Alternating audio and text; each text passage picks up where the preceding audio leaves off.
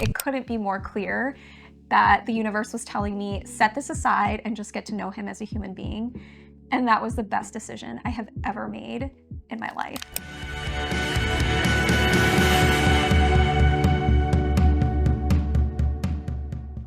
Welcome back. Welcome back. Hi everyone, welcome back to my channel. I'm Nina Davalori. I am a filmmaker, activist, and former Miss America. And today I have my fiance again with me, Ryan, and we have been sharing our love story and our journey and talking about just how we've ended up here today. And so last week we left off at me processing information that Ryan had shared with me. If you have not watched that video, please go back and watch that video. It's really important and it has a lot of context, and you won't understand this video if you do not watch it. So please go back and watch it. It's probably one of my favorites. So from there, Ryan had shared in the previous video about his condition, and I was processing that information. We had our fourth date, we continued it. It was a beautiful date. And then as things got more serious, which progressed quickly, I feel like we had started hanging out almost every day at this point because there was also nothing else to do, frankly. I mean, you were wonderful company.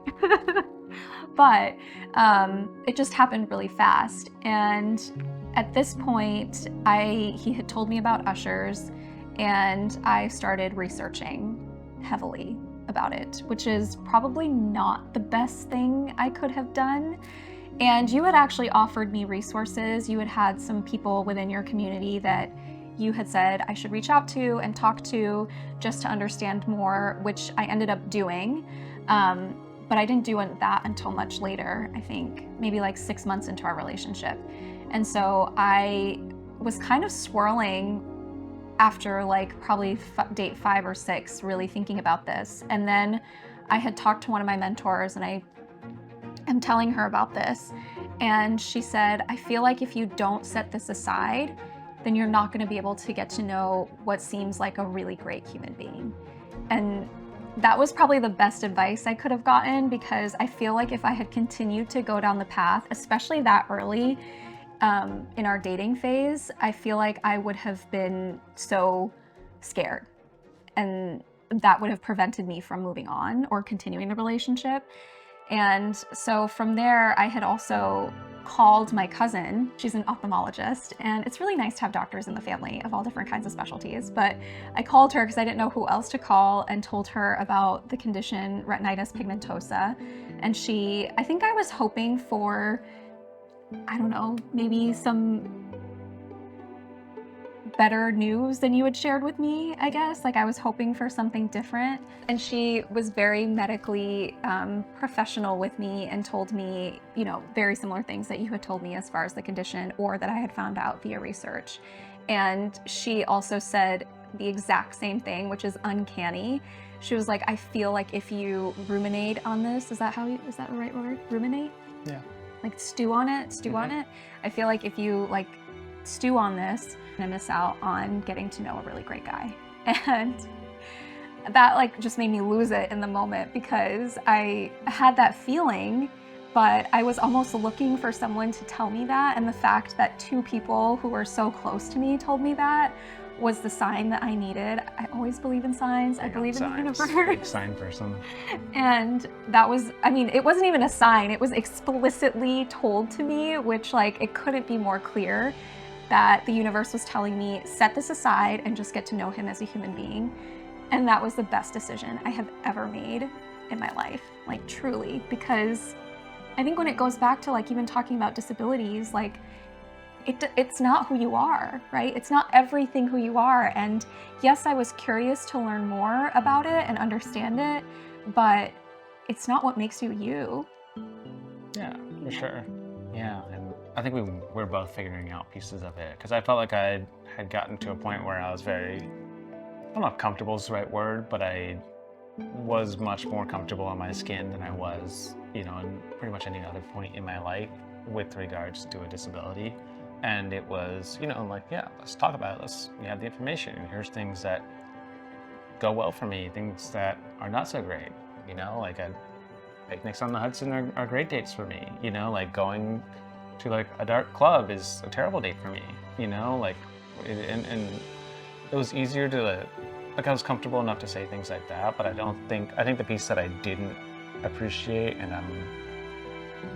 I can't even imagine, and in so many ways, like, eternally grateful for, is I never appreciated, like, having to choose to expose yourself to that kind of light and individuals that you love limitations, and accepting that, and then feeling like, no, I'm going to also accept those limitations and recognize my life is going to be different because I'm choosing to be in this relationship.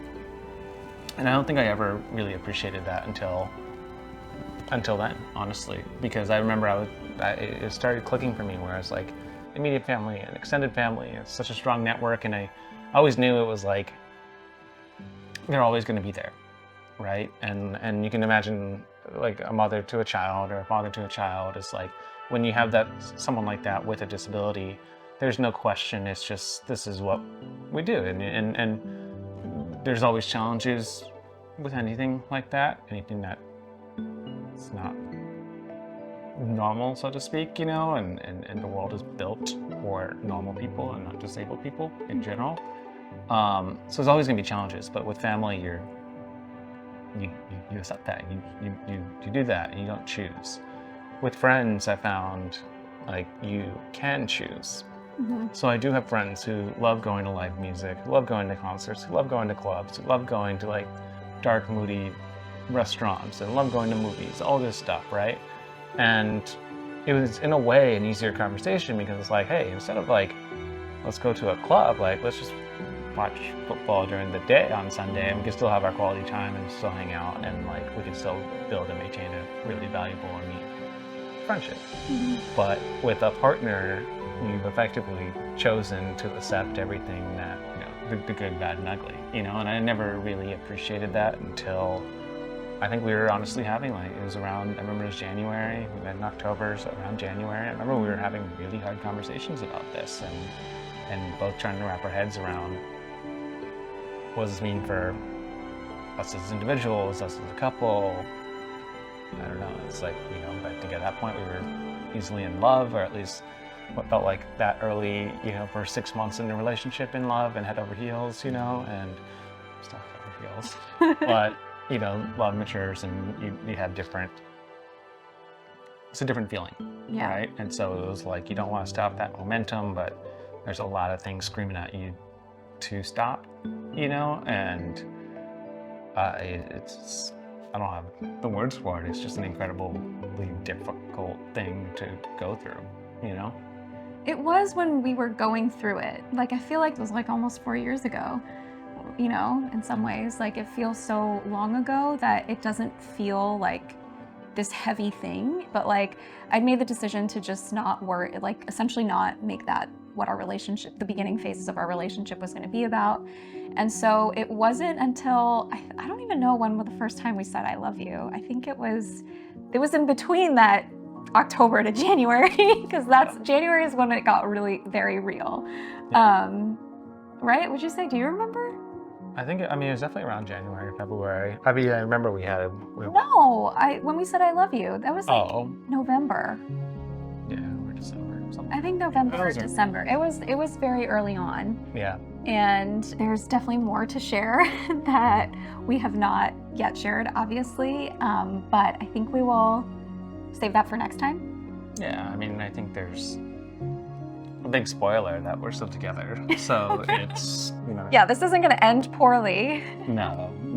But I mean, I do think there's a lot of, there are a lot of things that made, like, the path difficult, a lot of the things that we talked about. I think there was also, you know, at the time when I met you, I was still drinking, and now I'm sober.